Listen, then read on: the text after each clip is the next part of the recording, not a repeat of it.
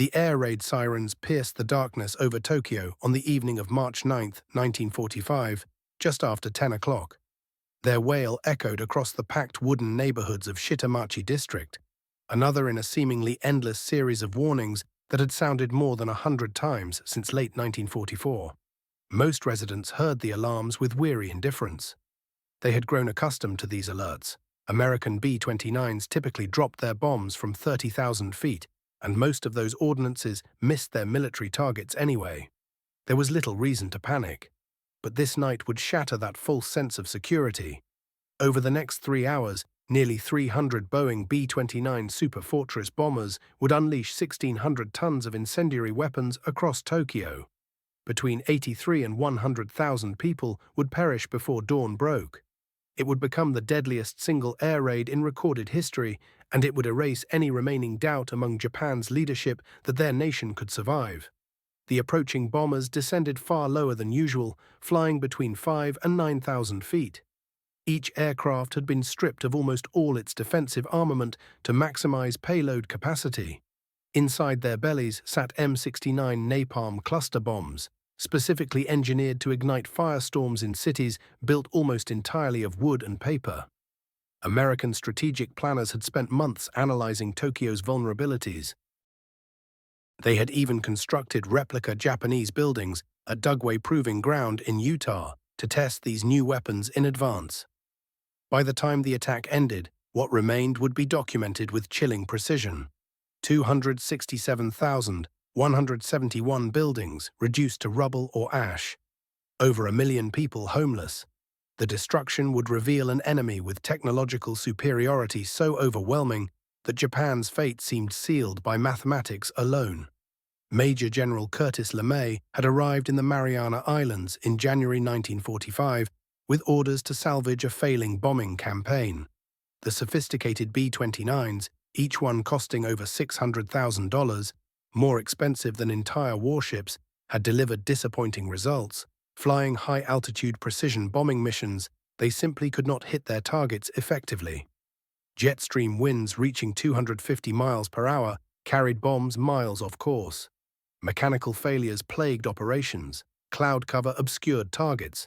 The campaign was bleeding resources and producing minimal results. LeMay made an audacious gamble. On March 8, he assembled his commanders and outlined a radical departure from established doctrine.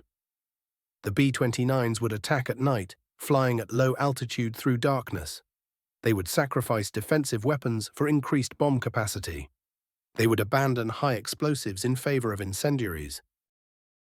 The plan was so unconventional, so untested, that LeMay kept it secret from his superior officer, General Henry Arnold.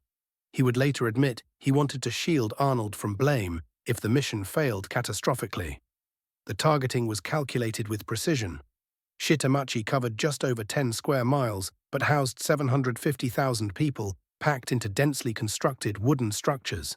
Office of Strategic Services analysts had pored over pre-war Japanese insurance maps and building surveys to identify the most vulnerable neighborhoods. They understood that seasonal winds on March 9th, predicted to blow between 17 and 28 miles per hour, would spread fires across the district with terrifying speed.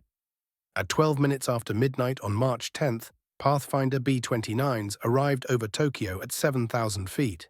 Searchlights caught them so clearly that observers on the ground could see crew members silhouetted in the clear nose sections. The lead bombers released their marker bombs in a precise X pattern, centered on the densest working-class residential areas near the Sumida River in the Koto and Chuo districts. The main bomber force followed in waves over the next 3 hours. Official records show 279 B-29s successfully dropped their loads from the 334 that participated. Each bomber carried approximately 6 tons of incendiaries. These consisted primarily of M47 cluster munitions, each containing 38 M69 napalm bombs. These weapons, developed by Standard Oil Development Company, were engineered to penetrate Japanese tile roofs and spray-burning napalm that adhered to any surface and could not be extinguished with water. Within 30 minutes, individual fires merged and fed on each other. A firestorm ignited, the most destructive form of conflagration. This phenomenon creates its own atmospheric system. Superheated air rises violently, drawing in winds from surrounding areas to replace it. Ground-level winds exceeded 100 miles per hour. Temperatures at the firestorm's core climbed to 1800 degrees Fahrenheit. The updrafts grew so powerful they tossed B-29s around like leaves in a gale. Tail gunners from the 52nd Bombardment Squadron recorded in military archives how the massive aircraft were thrown about by invisible forces as they flew through the column of heated air rising above the burning city. 8-year-old Haru Yonihei emerged from a shelter that night into a landscape of pure nightmare. She would later give testimony preserved by the center of the Tokyo raids and war damage. There was a strong wind blowing, and when I came out all I could see was fire surrounding us. Burning clothing, tatami mats, and debris flew down the streets like a river made of flames. I saw a baby burning on a mother's back. I saw children on fire, but they kept running. Their small legs still moving despite the agony consuming their bodies.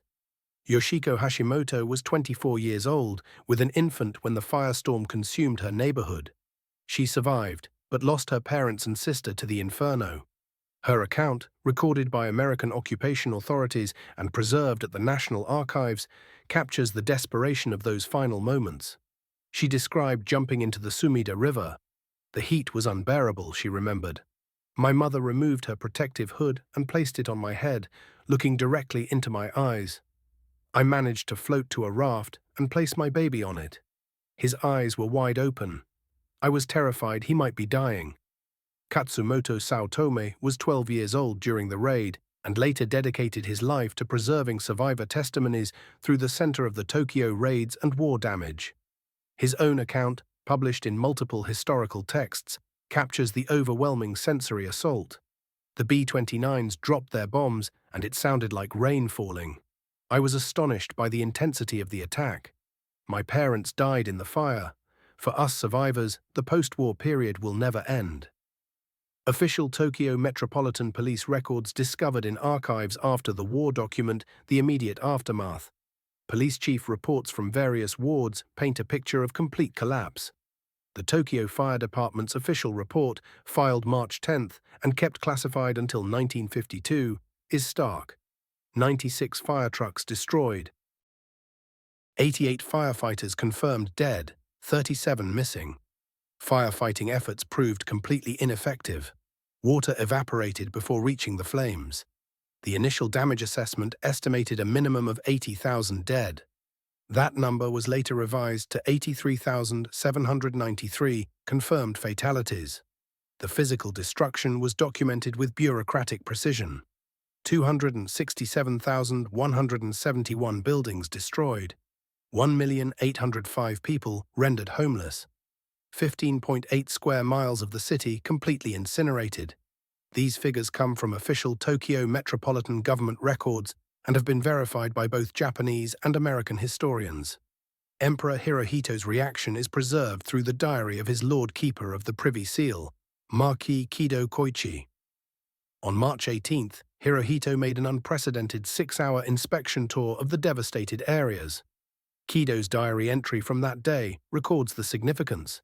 His Majesty returned from viewing the destroyed areas of Tokyo and said the war must be brought to an end as quickly as possible. Multiple witnesses, including former Prime Minister Prince Konoe Fumimaro, noted that the emperor appeared visibly shaken by what he witnessed. The tour marked a critical turning point. Hirohito began actively seeking pathways to end the conflict. Though 5 more months would pass and 2 atomic bombs would be necessary before surrender became politically viable. Japanese military documents captured after the war reveal how thoroughly their leadership grasped their helplessness. A report from Imperial General Headquarters, dated March 15th, analyzed the raid's implications. The enemy achieved approximately a 36-to-1 casualty ratio, destroyed over 50 square kilometers, and used 1,665 tons of incendiaries. The enemy can eliminate all major cities using current B-29 inventory. No effective countermeasures exist. Admiral Suemu Toyota, chief of the Naval General Staff, declared in documented War Council meetings that even if Americans possessed atomic weapons, they could not have many, and Japan should continue fighting. This assessment would prove tragically mistaken, but it reveals that military leaders understood conventional bombing alone was devastating. General Curtis LeMay later wrote in his autobiography and congressional testimony, "We scorched and boiled and baked to death more people in Tokyo on that night than went up in vapor at Hiroshima and Nagasaki combined." The moral dimensions of the decision weighed on American planners. Robert McNamara, who worked as a statistical analyst in LeMay's command, stated in the documentary The Fog of War that LeMay believed if America had lost the war, they would all have been prosecuted as war criminals, and McNamara agreed with that assessment. American aircrew testimonies collected for the Strategic Bombing Survey reveal their shock at the scale of destruction. Major Thomas Power, leading the 314th Wing, reported that the entire city below them looked like a pot of boiling tar. The characteristics of the firestorm were meticulously documented by the U.S. Strategic Bombing Survey, conducted immediately after the war with access to all available records. Temperature at the center reached 1800 degrees Fahrenheit, or 980 degrees Celsius. Wind speeds exceeded 100 miles per hour at ground level. The active firestorm persisted for approximately 6 hours. The destroyed area measured 15.8 square miles. Confirmed building destruction totaled 267,171. Confirmed deaths numbered 83,793, with likely totals exceeding 100,000. Confirmed injuries reached 40,918. Homeless totaled 1,805,000. These statistics come from the official survey conducted by American forces in cooperation with Japanese authorities and represent the most authoritative data available. The Tokyo raid initiated a systematic campaign of destruction. Subsequent raids followed in rapid succession. On March 11th, Nagoya experienced 2 square miles destroyed. March 13th brought devastation to Osaka, with 8.1 square miles incinerated. Kobe suffered 3 square miles of destruction on March 16th. On March 19th, Nagoya was struck again, losing another 3 square miles. By war's end, B-29s had attacked 66 Japanese cities, destroying 178 square miles of urban area and killing between 300 and 400,000 civilians, according to the Strategic Bombing Survey. Millions more were rendered homeless. Japanese production statistics compiled by occupational authorities from company records show the devastating industrial consequences. Tokyo's industrial output dropped by 50%. Skilled workers killed numbered approximately 22,000. Small factories destroyed exceeded 1,400. Transportation infrastructure suffered 50% destruction. Power generation capacity declined by 73%. The Mitsubishi Aircraft Engine Works, though never directly struck, ceased production because 60% of its workers were dead or homeless, and its network of subcontractors had been obliterated. Captured Japanese documents reveal their precise understanding of the technological gulf separating them from their enemy. B-29 production capacity reached 100 per month for America. Japanese fighter production, all types combined, achieved 200 per month. Yet this numerical comparison masks the reality. The B-29's operational ceiling reached 31,000 feet. Most Japanese fighters could not climb high enough to engage them. Radar-directed guns were virtually non-existent in the Japanese arsenal. Effective night fighters did not exist. Each B-29 represented a combination of technologies Japan could not replicate: pressurized cabins, centralized fire control systems, radar navigation, engines producing 2,200 horsepower. Japan's best fighter, the Ki-84, could not reliably intercept them. While the atomic bombings of August 1945 are frequently credited with forcing Japanese surrender, internal documents tell a different story about their leadership's understanding. Foreign Minister Shigenori Togo's cables to Ambassador Sato in Moscow, intercepted and decoded by American intelligence, show Japan desperately seeking Soviet mediation for peace terms as early as May 1945. Prince Konoe's memorial to the throne, submitted in February 1945, had already warned that continuing the war risked domestic communist revolution.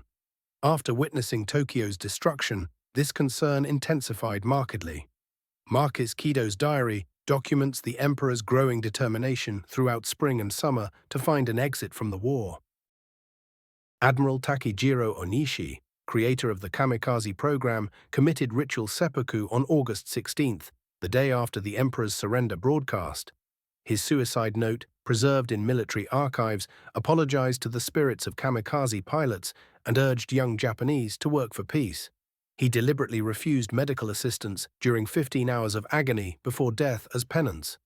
While not directly caused by the Tokyo firebombing, Onishi's death represented the culmination of military leadership's recognition that conventional American bombing had already defeated their nation. The most authoritative statistics derive from the U.S. Strategic Bombing Survey and Tokyo Metropolitan Government records. During the March 9th to 10th raid, 334 B-29s participated, with 279 successfully dropping 1,665 tons of incendiaries. 15.8 square miles were destroyed, 267,171 buildings reduced to rubble or ash, 83,793 confirmed dead, likely exceeding 100,000, 498,818 injured, 1,850,000 rendered homeless. American losses totaled 14 B-29s and 96 airmen. Across the entire firebombing campaign, 66 Japanese cities faced attack. 178 square miles of urban area were destroyed. Between 300 and 400,000 civilians perished. 8.5 million became homeless. Industrial capacity destruction reached 60 to 70%. The United States Strategic Bombing Survey concluded that the firebombing campaign substantially contributed to Japan's decision to surrender by demonstrating the hopelessness of continued resistance. Japanese historian Katsumoto Saotome, after decades studying the raids, stated that the March 10th attack showed Japan's complete helplessness against American technology. The atomic bombs ended the war, but the firebombing had already demonstrated they had lost. American historian Richard Frank, in his comprehensive study Downfall, argued that the firebombing campaign killed more Japanese than both atomic bombs combined and destroyed more urban area than any bombing campaign in history.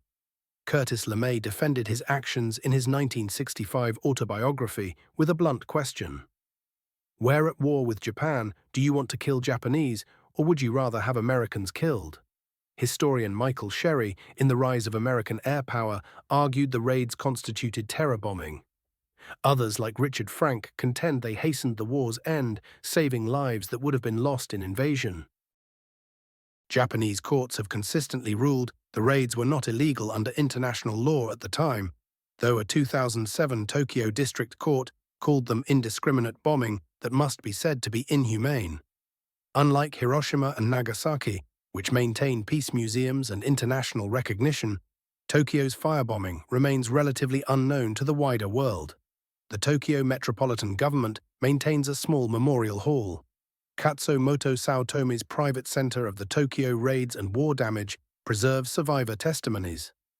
This disparity reflects how nuclear weapons have overshadowed conventional bombing in post-war memory, despite the firebombing's comparable or greater destruction. This selective memory fundamentally shapes how we understand the war's conclusion. On March 9th and 10th, 1945, 279 American B-29s fundamentally transformed aerial warfare by creating the deadliest firestorm in human history. The raid killed between 83,000 and 100,000 people. It destroyed 267,171 buildings. It demonstrated Japan's complete vulnerability to American air power. The survivors witnessed more than their capital's destruction. They saw the technological and industrial gulf that made Japan's defeat mathematically inevitable. Every major Japanese leader who left records acknowledged this reality, though it took 5 more months and atomic weapons to make surrender politically acceptable. The Tokyo firebombing proved that modern war had become industrialized destruction on a scale previously unimaginable. Japan, which had entered the war believing spiritual strength could overcome material disadvantage, discovered that courage meant nothing against an enemy that had turned death into science and production statistics. When Emperor Hirohito toured the ruins on March 18th, he saw what his people already knew. Japan faced not just military defeat, but potential annihilation. The B-29s that transformed 15.8 square miles of Tokyo into ash in 6 hours had delivered a message clearer than any propaganda.